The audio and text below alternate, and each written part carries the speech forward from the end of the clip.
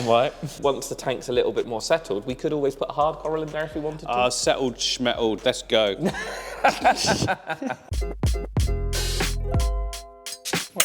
No, I'm not. There's an Allen key in the fish tank now. Okay, that will stay there. Today, we are finally setting up the saltwater tanks for the first time. Not our first time. I've done one saltwater tank before. You've done lots more than that. Yeah, the first time in the studio. The first one in this studio. Oh, that's bounced back good, because that was sagging. Yeah, we left all the plugs on it. The first thing to do, I suppose, is show you everything we've got. That one. Before we continue, Matt's said we need to sort something. I'm not sure what. I need the lid for the protein skimmer. Ah. So I'll sort that out quickly. I see. Protein skimmer. Oh. I don't know what I just did. Matt, I broke it. I broke it already. Lid missing. We've got a lid. And you've got the other one. Actually, no, we broke the lid. Yeah, we broke the lid. We broke the original lid before we've even used it. Yeah, I might have dropped it. Okay, there cool. we go. Right, I suppose first of all, we better get everything sort of plugged in so we actually see it all. These plants need to go somewhere else now. Yeah, they won't like salt water very much, will they? No. Has it been tried? Probably. We could get some mangroves in the back. Yeah, that'd be cool.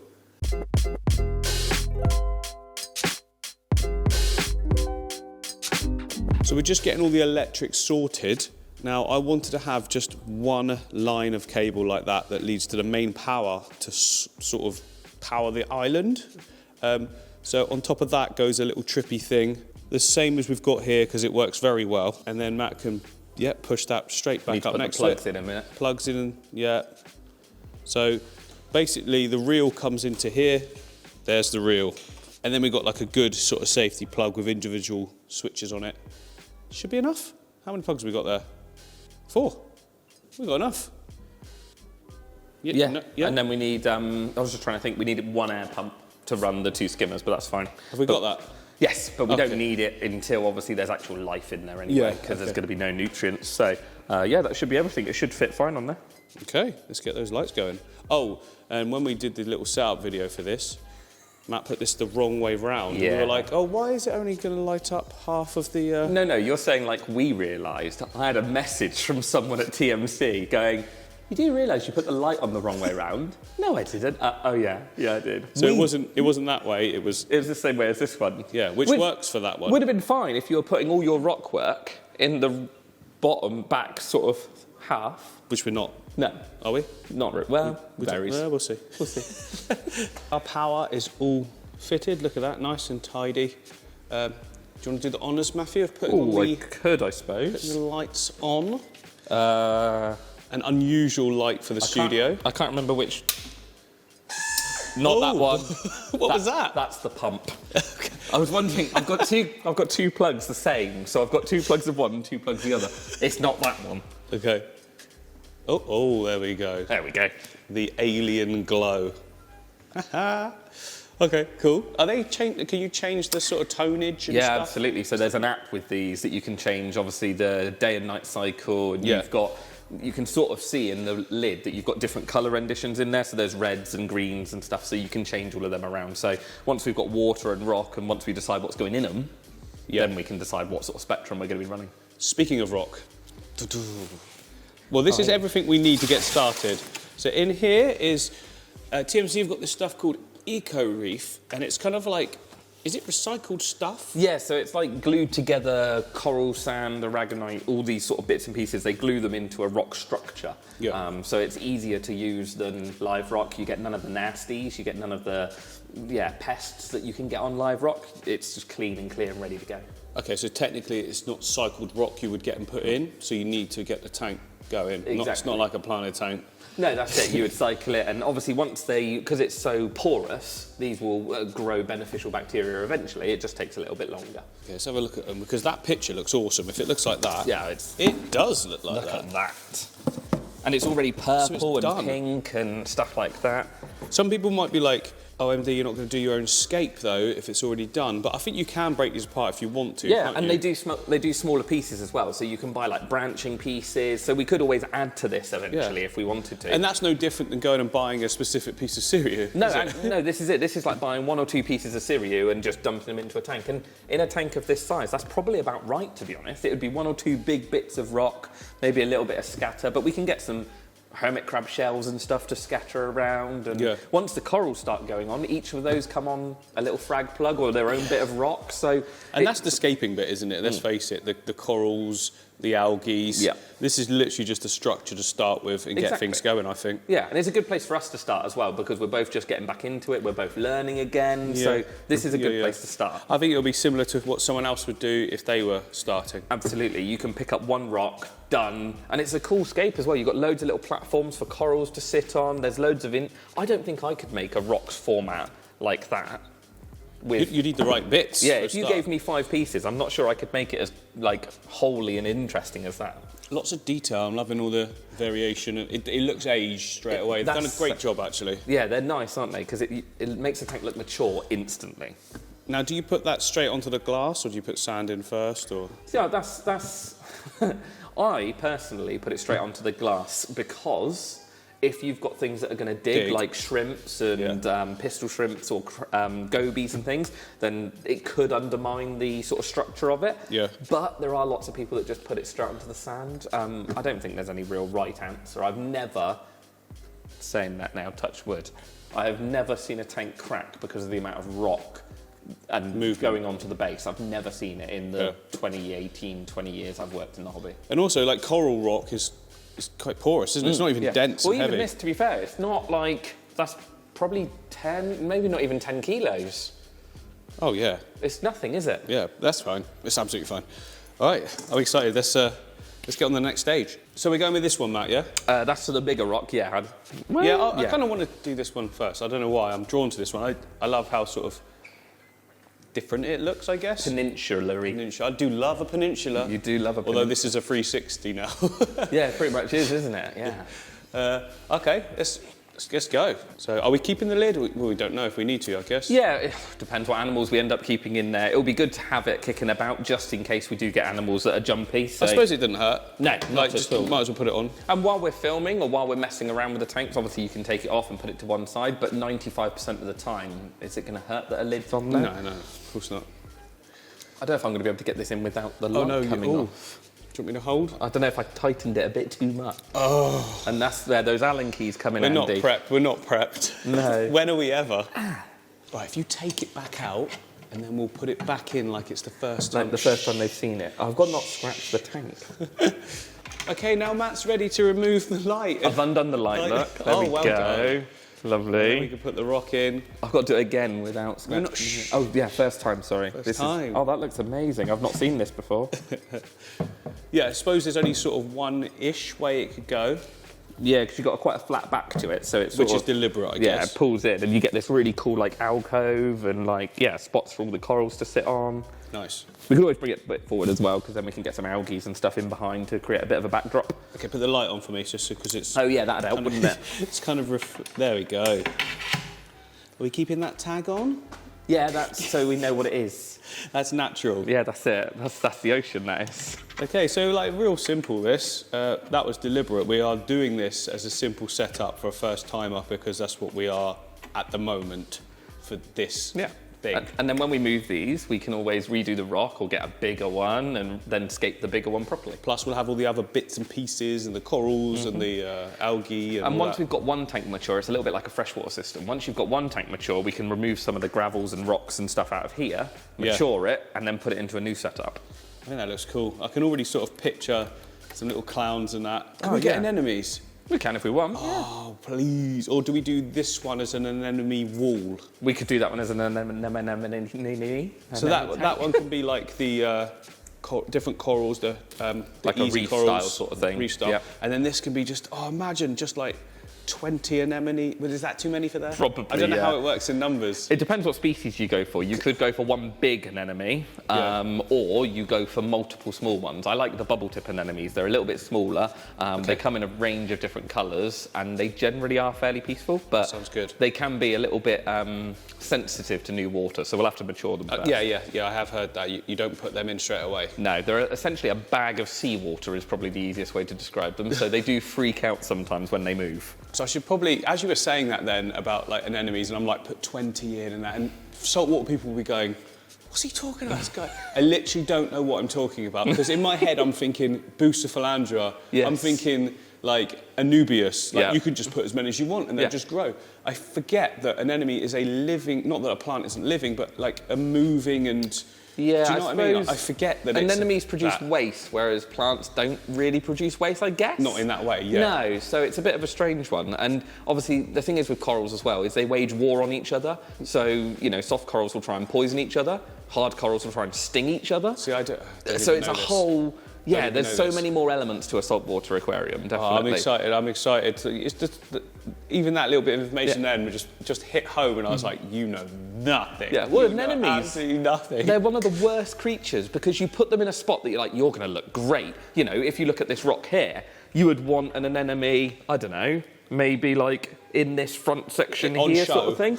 And then what it will decide is it will be like, no, I want to go and live like in behind there. And then your clownfish will follow it. So then you end up with your clownfish and your anemone being at the back of your rockwork. Which is quite good here, because we can come around and see it, but and that might work. Not necessarily against a wall. Yeah, exactly. Sorry, I interrupted you. I saw this thing where the anemone went on the powerhead thing and just went... Oh, yeah. Yeah, I had a like, friend wake up to a tank that was essentially looked like milk because the anemone went through the powerhead at like 3 in the morning. They're not cheap either, are they? No, depending on colour, you know, you're looking 30, 40 pounds or dollars and up it just got blended. This should stop that, or massively help to prevent that it? Won't, they won't get into that because of the way it works. And obviously the grills that are here, you can see the inlet grill. Can you see it down there? Yeah, there you go. So the inlet grill is quite sort of covered. So I don't explain think to them on this one, Matt. I know you said it last, but explain to them how this works. Yeah, so as the flow goes through that centre bit spins round. So it's like a flow diverter, I guess you would say. So it ends up with the water doing sort of this sort of thing rather than it just a straight jet. That's cool. That's clever. Yeah, it's a really clever little item, to be honest. Like, it's not complicated, but it's had to be thought of, and it works well. I don't know yet, but I'm assuming it works. They work really well, generally. But we can get an extra power head if we need to, but, you know, I think we'll be okay. Yeah. I mean, that's quite a big... Yeah, they're a decent-sized pump for that size tank. Yeah, absolutely. Let's sand it up. Let's do it. Sand it up? I don't know what that means. That would scratch the glass really badly. So our sand, Matthew, is also TMC's. Why not just keep it... So basically, Matt... obviously chose TMC. He said to me, trust the brand completely. A little bit like me with Superfish. Yeah. You know what you're getting. Also, these lights, that is maximum turned up, which means that light is designed for this depth and whatever's going in it. And I can't see there being like big algae blooms that you see. I mean, I say this now. As long as we don't overstock, and as long as we're sensible with it, that light will be perfect for that. Okay, so sand going in then. That nothing we've done at the moment is like, ooh, that's different. No, but we've got to show the process. Otherwise it's like, what's the point? Here's the tank and we've got clownfish in it. Yeah, which has also been done 100 times before, but not by us. I need a pair of scissors. What we'll do is we'll get the tank all up and going, and then we can just fade out, and then we'll come back to it when it's doing good. You know, Matt just made a good point actually. He said, why don't we just put the rock and sand in the other one as well, get that filling up and get that going as well, because it's going to shorten all the process for that tank. Or is that a separate video, Matt? I don't know. It's all kind of a similar thing. I'm not technically, but I'm kind of seeing both of these as one. Yeah, this is it. This is what I'm wondering. And then we could, you could have, or the end videos could be different. So this whole setup video to putting water in and maybe getting the first bit of livestock is the same video. I don't know what I'm doing. Yeah, not along. And then once we get more livestock in there, they become separate entities after that. Yeah, true. Okay, so we'll use this footage twice, guys. Sorry. I am ready. Well, that is very bright. And very dusty as well. No, it's not that bad. All sand's going to be dusty, isn't it? Well, that's Some the people thing. clean theirs. I've never cleaned any sand before I put it in. I just People let the filter. Oh yeah, people don't like the People dust. moaned at me for doing that. This is coral sand though, so it's all natural, so it's fine. Yeah, but the reason they moan at you is because you did this. I didn't. You went. No, I did not. You did. Even I was watching it like, oh, Matt. No, it's fine. You got to have exposure to it for a long time for it to be a problem. Okay, so explain to me. Some people say deep sand beds are a must, especially for reef keeping, or they say that the reason people fail now is because they don't do deep sand beds like they used to. So marine keeping, for me, there's many ways of keeping it, and a lot of them work, but it's just which way you go. Personally, I like a smaller sand bed. For me, the reason for that is I think it sweeps stuff under the carpet when you've got a deep sand bed. So all the muck ends up in there, and for a reef tank, I like to keep it clean, whereas when you go deep sand bed, it can end up building up more organics. Which is fine in a planted tank, because the plants are going to use it. And if you've got soft corals, then they're going to use it. It just depends which route you're going down. For us starting out, a thin sand layer is going to be our easiest option. Yeah, okay, I'll go with that. So we'll get onto the filter and everything like that as it starts to run, but first of all, we've got to mix up some water. Now to do that, we need RO water. Well, we don't want to buy it in and have to go and collect it, because that's going to be a pain. So we have got the Pure RO Advanced. What a great name. Yeah. So it's just a RO unit, nothing too exciting. I've seen these, I'm not going to lie, because obviously you use them in fresh water as well, but I've got no idea what on earth's going on. This one's got a little gauge. What's that for? So that tells you the total dissolved solids. Okay. So what that is how much dissolved solids is in your water. Yeah. So you want that to be obviously near zero, really. So can you set it to not be zero? Because obviously if you wanted to do remineralising, that would mean you wouldn't have to. Yeah, it would be, I suppose, I've never tried it. I suppose you could remove one of the filters maybe and see, but it might remove some minerals, and you're just easier to remineralise it properly. Okay. But yeah, you'll find that it just goes through all the different filters. It filters out pretty much everything, so you end up with pure water essentially. Don't drink it; it's bad for you. Is that because it will pull minerals out of your body? Yeah, to remineralise the water, so you'd end up like. Yeah, it'd be horrible. But yeah, it tells you the TDS going in, the TDS going out, so it will tell us how much TDS is in our tap water, how much TDS is in our RO water. Well, that'd be interesting to know. And yeah, away you go. It's fairly simple. This can be plumbed in, but we're not going to do that for the amount of times we're going to use it. We don't need to do a full plumbed system, do we? Well, these come with like a self-tapping tap. Oh, okay. So it's quite an easy thing. So you just literally wrap it around your piping, screw the tap into it, and it goes in, and then you can turn it on and off as you please. Although, I'm not sure my landlord would be too happy with me destroying their brand new pipework they put in for me. Oh, it's not destroying it. It's just literally putting a hole in it. So it blocks it up. So it's until we have to take it off? No, because you just leave the clamp there. Oh. So the clamp blocks the hole. So it just lets an amount of water through. So should we do that? Yeah, it's easy. Oh my, okay, all right. Yeah, we'll just I'm trusting you. We'll do it under the sink so you can't see it, and then... I'm trusting you, okay. Yeah, we'll just rig it up to this. Okay, cool. Yeah. All right, then that's less faff, isn't it? Yeah, absolutely. It's so much simpler. But other than that, yeah, there's nothing really too exciting. Okay, I will watch you. But what was that? Oh, it was Timmy jumping off his wood. Timmy just jumped off the wood. I thought it sounded like a tank cracking or something then. Hey, buddy. He literally just... He climbs up there and just keeps jumping off like he's some sort of professional diver. Yeah. So what's in the box, Matthew? It's fairly simple. They come pretty much built, other than a filter not being in them. Do you have to replace this? Yes, so all the filters need replacing every now and again. We're very lucky where we are, because the water actually here is pretty much cleaner than RO water bought from some cities in the UK. Really? Yeah, because of how... Our TDS is like 90, 100 from the tap. Nothing. So yeah, we used to have a couple of guys come down from London and pick up our tap water because it was better than their RO water that they could produce at home. Obviously, if you have a... massive system. Yeah, if you can get these units with like loads of these on and bigger versions, and yeah, it does better then. But for most people, you end up sort of having to spend a lot of money on RO. Is there anything on this right now that you're looking at thinking, I don't know what that does, or is it all familiar? No, it's all fairly simple. So your water will come in, pass over all the different filters, yeah, and then what you've got in here. So your water in my goodness. Yeah, your water in is generally the white one. Your wastewater, because obviously this puts water to waste because of the, once it's filtered it all out, the dirty water will go to waste. Yeah. And then your clean water comes out the other tube. So once you work out which ones are which, so you've got your blue tube up here, you've got your red tube down here, and then your water inlet is normally here.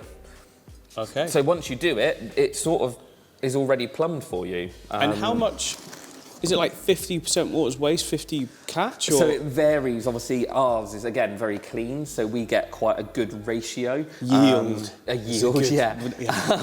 But yeah, you can find, I don't know what the numbers are now on these. I remember some units used to be horrendous. Like 10 years ago, you'd have 80% waste. Really? Yeah, it can be. But we won't be that? No, we won't be that down here. No, the units have got much more efficient over the years since I've been doing it. And yeah, you won't find that much This is waste. very intimidating, I'm not going to lie. There's really not much in there, to be honest. Like, I don't know what this bag is. Oh, it's just mounting brackets. Okay. And then that thing there, if I can get it out, is the tap. Oh, the one that clamps on? Yeah, so it looks really scary, but it's really not. All you've got is you've got a point and this here, so you pierce it through the pipework. Oh, yeah. Pierces through the pipework, and then you just undo this tap here to release the pressure. And then when you don't want the pressure, you just tighten that back up. Okay.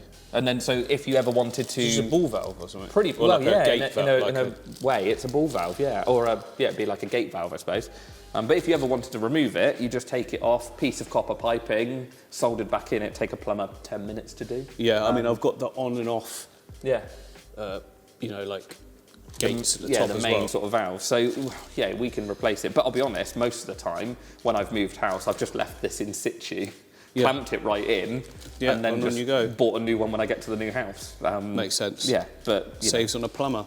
Absolutely, and then when they get in there, they're like, what does this do? And water sprays everywhere. And you can just chuckle at that after you leave the house. That's it. And then the only other thing that's in here is this. A tennis racket? No, bubble wand. Oh, no, it's, so you blow bubbles. it's not. It's to undo these. Yeah, it is. It I have just seen literally that. slots over there, and then that just allows you to undo them. Yeah. But yeah, that's it. That filter's got to go in that top section. The pipework's got to go on it, and then we put it in the cupboard. Okay, and I'm guessing we need a catchment.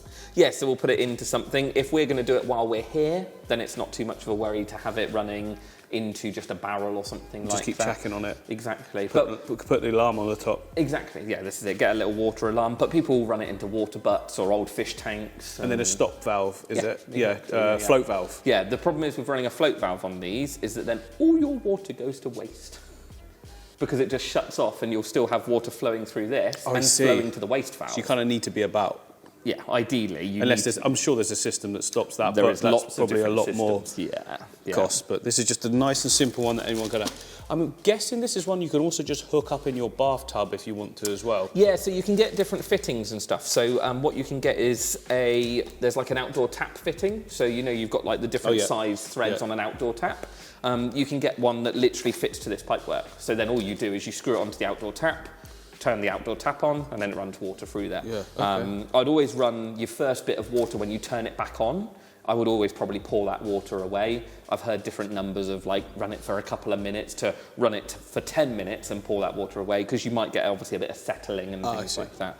Again, we're very lucky. The water's not that dirty here and it's not that full of minerals, so we don't generally have that much of a problem. Okay, sweet. I've had these and I've not changed the filters on them for like a year and a half, 2 years. Oh, okay, so that's fine. And they're still running at really low TDS. Happy with that. Oh, so you base it on what your TDS you're getting back? Exactly. So when, I don't know if this will turn on. There you go, yeah. So, there you go. So you've got before and after. So literally before will tell you, oh, it's coming in at 90, and then after it's coming out at 001 or something, I don't know, you know. So as low as we can get it is ideal.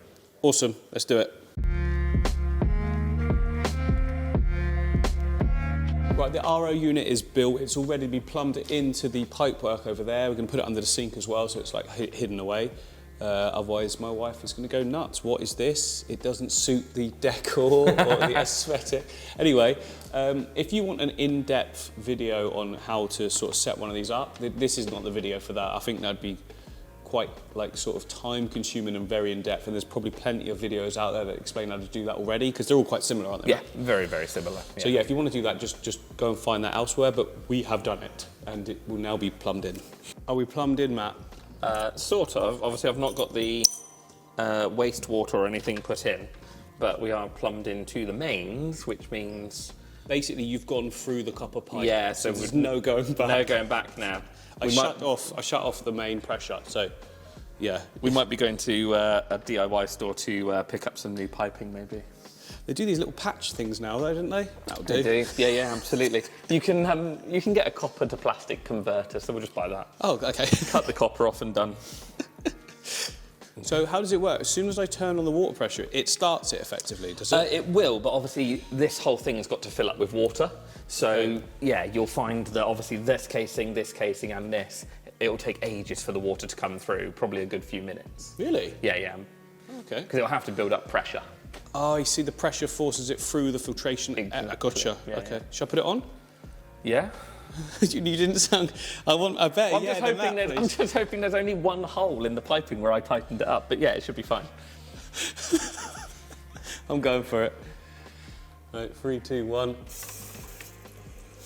That scared me a little bit because I saw this water rushing into here, and that actually scared me a little bit. Oh. There you go, I can do that. That would drop the pressure. And that you're doing that, man. Yeah, I'm doing that. Is that coming through the blue pipe now, or...? No. No, it's just coming through the red. Yeah, it needs to build up a lot more pressure, yeah. I see. Yeah, okay. job done. Hopefully it works. Oh yeah, Matt can check the TDS. Yeah. So what TDS is it coming in from the tap at? Some people will be very interested in that. 78. Which is awesome, isn't it? Do we even need an RO unit? You might not, to be fair, like at that level, but it's going to take out other things as well. It's going to be taking out nutrients and stuff and other particulates. So it's not just the dissolved solids that it will cleanse. But yeah, we're going down to... So we're now coming out at 11, 10, so it is dropping. Okay, cool. Yeah. So yeah, it's still a bit. And we now have RO water. There we go, from the blue. Get a bucket, capture it, fill up the tank with it. Well, mix salt in it first. A freshwater, saltwater tank. Yeah, it wouldn't go down well, would it? We have our first jug of water. It's prepped, it's ready to go in. I think the ppm bottomed out about 2, didn't it? Yeah, 2. I think it got down to 1 maybe, but it definitely bottomed out at 2. So it'll be fine for the algae and soft corals and stuff that we're looking to keep. Yeah, and we're adding minerals to it, don't we? Yeah, so if you're going for like a full-on like SPS, like sort of full-on reef that's like pristine, the one you see online with all these colours and madness, then you'd want it probably a little bit lower. Really? Yeah, you can get it lower. You just add another pod onto it, but for what we're doing, it'll be absolutely fine. Look, no offence to everyone out there, but I'm not a massive fan of those big... I like the more natural-looking corals, like rock pools, like that kind of stuff. No, and totally you do agree. too, don't you? Yeah, that's my thing. It's very much like the tanks. It's very much like the freshwater tanks you do. It's natural. It's much more sort of in keeping. Well, I don't know. You know, there's probably somewhere in the world that looks like each one of these tanks. Maybe not with that many plants. Maybe not this one, like or Dragonstone and Right. I've already poured it on myself, so... Okay, so it's just literally a case at this point of pouring it in. Are you going in the reservoir? I'm going in the back. Okay, makes sense. Or on the floor. All over the electrics. Nah, the electric's in the cupboard, it's fine. Okay, so it's going to go murky to start with, isn't it? But that's part of the process. Especially as we didn't clean the sand, because no one's got time for that. But yeah, I suppose we'll just keep going now until this is filled up.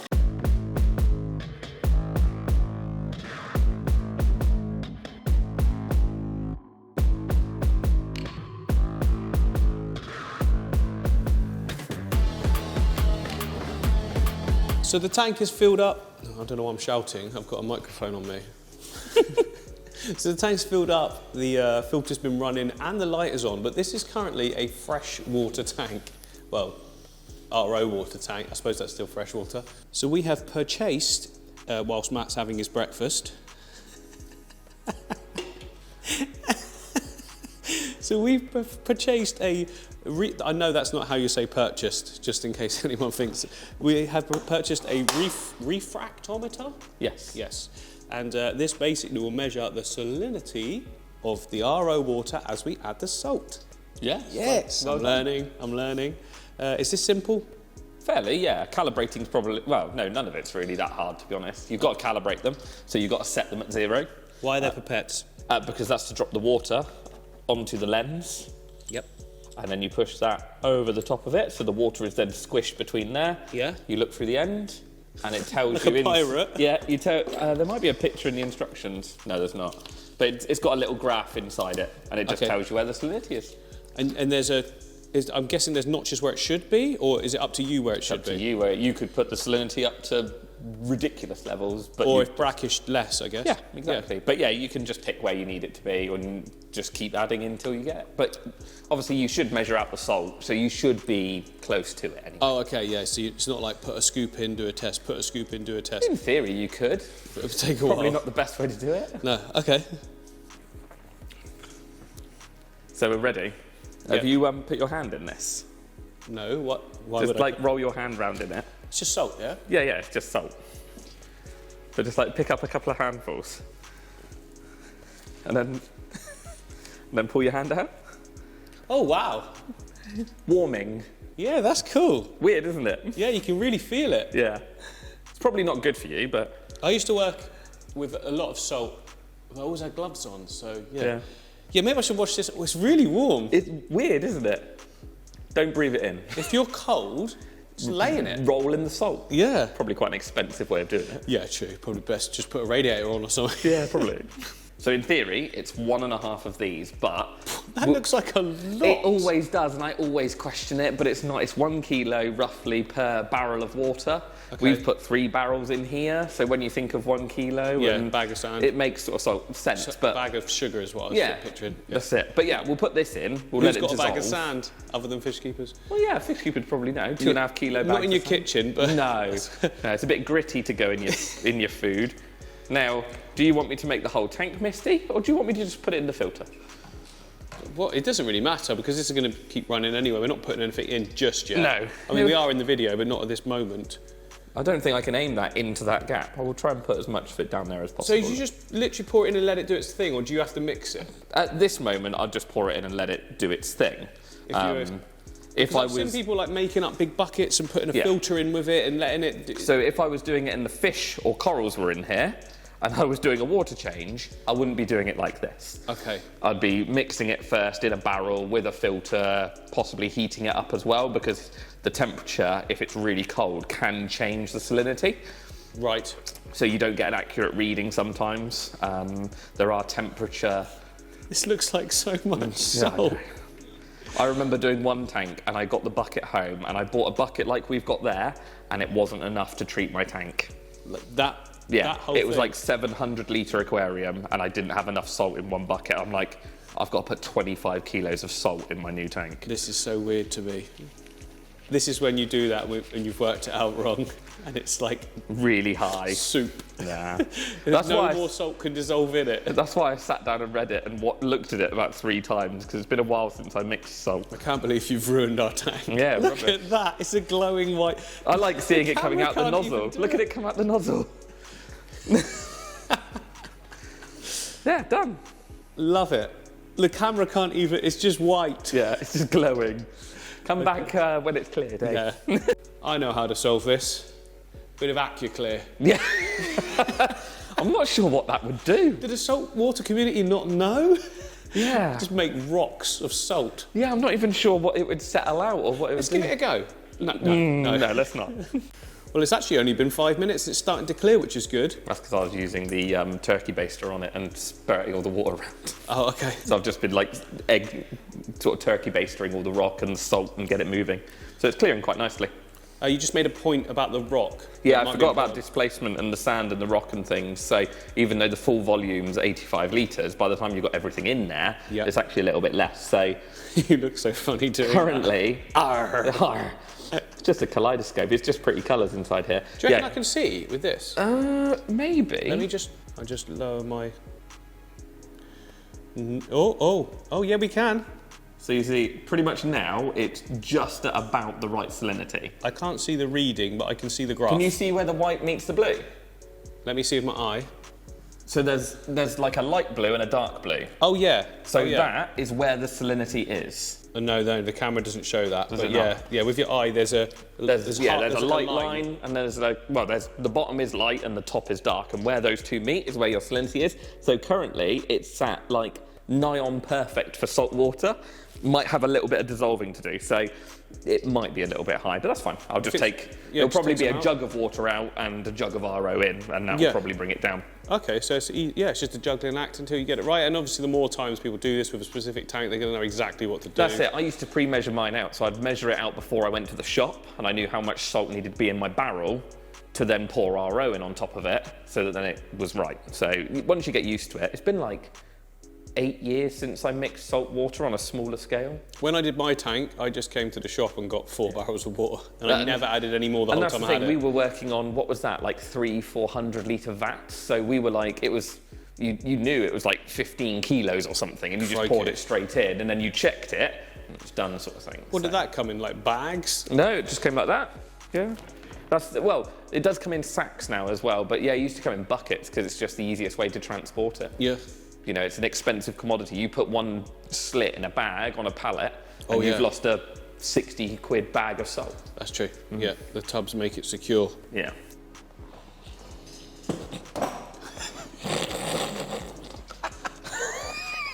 All right. So did you record that? Yeah, that's going in. This is not our first time doing this, funnily enough. It's the first time in the studio. We've both set up saltwater tanks before. Yep. I'll put some clips up. Have you got anything? I've got some old photos. I've only got my photos of my first ever marine tank, which was like 15 years ago or something. I haven't got any photos of like the 10 that I kept in between that period. I don't know why. You weren't doing YouTube, you weren't doing Instagram. No, that's weird. It wasn't a thing. But I've got some clips of I've only set up one saltwater tank. I didn't know what I was doing. I used a canister filter. I made my own lights. But it still worked, and literally I filled it up, I added in some beneficial bacteria, and the next day I got a load of fish, a load of algae and all that sort of stuff, and I got corals, easy ones, and it all worked absolutely perfectly. So this is a little bit different because we've got a full-on kit. Yep. Which should make it a lot easier. Yeah, definitely, yeah. Because I was just guessing, just like I did always with my planted tanks, which is why a lot of people were like, you can't do that, that don't work, but it is working. So yeah. I didn't know, I was ignorant. Ignorance is bliss. So there are a lot of saltwater tanks out there. They all kind of look a little bit samey. That is not what we're going for, is it? No, we don't, like, for me, those bright colours and things like that, it doesn't really interest me. I like the sort of more natural style of the planted aquariums that we do, so I want that to be mirrored in that. Yeah. It's sort of algae and rock pooly. Yeah, rock pooly, brown corals. Don't get me wrong, we can appreciate how good like a full coral thing is, the skill that's involved. Yeah. It's just not something that interests me. Kind of like it does, like a massively high-tech tank. Yeah. A planted tank doesn't hugely interest me either. No, I can appreciate it. Exactly, that's it. And if you like it, you like it, and that's your thing. And that's what makes fish keeping exciting, because everyone's tastes are different, you know, so that works. But yeah, for me, I just like that rock pool vibe, you know, a few hermit crabs, a few different sort of tones of corals, but yeah, those bright colours, it just, yeah, no, not for me. So the tank is kind of done now to a point. Matt, it looks clean. Yes. It does look clean. This is exactly not, thanks Alexa, this is exactly not what we're going for at all, but it's kind of necessary at this stage, isn't it? Yeah, so this is just the point where, well, before everything goes in. I mean, we are at a benefit, the rock looks kind of aged anyway, but even I'm talking the substrate, it's so clean. How do we get around that? Well, once you start getting life in there, we'll start obviously, changing it. We could get some things, obviously we're going to get hermit crabs in there, so we could get some shells in there and some bits and pieces to make it look a bit more interesting. Almost, I suppose, like scatter gravel. That's what I was saying, because we can make planted tanks look aged very quickly. I'm so impatient, aren't I? Yes. This is not the game for me, and I know you're all thinking it as well. Yeah, it's definitely I need to just leave this, don't I? Yeah, let it mature, let it cycle, let it go through. But yeah, I think it'll be good. We could always, I'll have a look and see if I've got any more of this rock at home, because we could break a few bits up and sort of scatter it in. I used to have some of this rock, so it might be still at home somewhere. It'd be interesting actually to have a look online and look at like the real habitat. They must have small pieces broken up and you know. Yeah, the reefs are so huge, it just depends where you're looking at. It could be completely different from one place to the next, It's so tricky to know, and again, rock pool species, open water species, it's huge. Yeah, because massive. I was thinking, I say thinking, but you know this little open area here, I kind of just, like, this is looking at it from my aquascaping eye, I guess. Yeah. But like, I was thinking just a shallow part that brings this round, like a little mini rock pool in itself in that area. Yeah. Like, do you know what I mean? And then we could have something cool in terms of like real simple. Was it pulsing xenia or something like? Is it xenia? Xenia. Xenia. Yeah, Xenia. yeah, definitely. Pulsing xenia would work in there. Yes. Or the thing is, what you've got to remember is things will come on rocks as well. So you know, if we get a soft coral on a rock, that rock might almost create that thing that you're thinking of instantly, especially if you get a rock that's like the size of a mug. Yeah, that's instantly going to create what you're thinking. Or a couple. Because you almost, in a way, with reef keeping, I suppose, like some things come on frag plugs, so it's not too bad because the frag plug's tiny. But if you're buying soft corals and stuff that are already on a rock, it almost increases your rock work and your scape by probably 15-20% by the time you've put all those corals in there. Yeah, because everything is on rocks, isn't it? Everything is mostly on rocks. Oh, sweet. I want those tall things as well. Oh yeah, those tall ones. Those tall corals or tall algae? But they're hard corals, aren't they? Varies which one you're thinking of. of. My goodness. So there's soft corals, there's things like asparagus. Asparagus? Asparagus tip coral, I can't remember what they're called, but there's a Kenya tree coral, which is like a bit more of a branchy tree coral. There's toadstools that are like mushrooms, like toadstools, and they all get tall. So yeah, there's loads of things. We could have like some sort of tree coral on the back of this rock here to grow up a little bit higher behind it. But yeah, there's tons. There's so many different. So it's kind of good that we've left the negative space because that is actually an area that rock can go with stuff on. And there's a few corals, there's a few hard corals, so stony corals, that are easier to keep. So once the tank's a little bit more settled, we could always put a hard coral in there if we wanted to. Settled, schmettled, let's go. Okay. You could get some fungia, which is like a little disc coral. They live on the sand, so they're quite cool. On the sand? Yeah. So they pull nutrients out of it as well? No, they don't. They're just like a flat plate. They just look like a little disc that sits on the sand, and they've got a mouth in the middle. So they're quite cool. Do they walk around? Not really, but what they can do is quite cool. If they get covered in sand at any point, they can actually, like, it's not pulse because it's not fast, but if you record them and speed it up, which we will their flesh will do this, and it will move the sand off of them, and they'll almost unbury themselves. Like they're sort of shaking. Yeah, pretty much. But yeah, there's so many different things in the marine world that we could go for. Okay, cool. I'm thinking in the next video, like this would have matured a little bit. We can go to like a dedicated saltwater fish shop, or somewhere that sells stuff for saltwater. I literally don't know. Sanders has some, doesn't Sanders has a nice amount of saltwater. The tack shop as well. Taunton Aquarium Centre is very good as well. We've got a few around here. So in the next video, we're going to discuss where we're at, where to go, what we're going to buy for like an early on stage, because you can't just chuck everything in. Well, I did before, actually. I crammed so much rock in that thing as well. That's probably why it did well. And I did it, after I set it up the day after, just like with my freshwater, I just went and put everything in. I had corals, I had fish, everything. Everything went perfect, don't get me wrong. I used Quick Start with API, like I always do, and it did work absolutely fine. I'm not saying that should happen, but it was good. I wouldn't do that on the necessary normal basis. That's definitely risky. I think you got lucky with that. I think the tank speaks for itself. It looks great, nothing died, but yeah, I did have a small algae bloom, but that went away as well, so yeah. I guess I was patient enough for that. Just, yeah. But yeah, anyway, see you guys on the next one. Looking forward to this progressing. We're nowhere near where we want it to be, way too clean. But yeah, we will get there. We'll get there with you, and hopefully you enjoy the series. See you next time. Not wine. No. Time, lime, crime.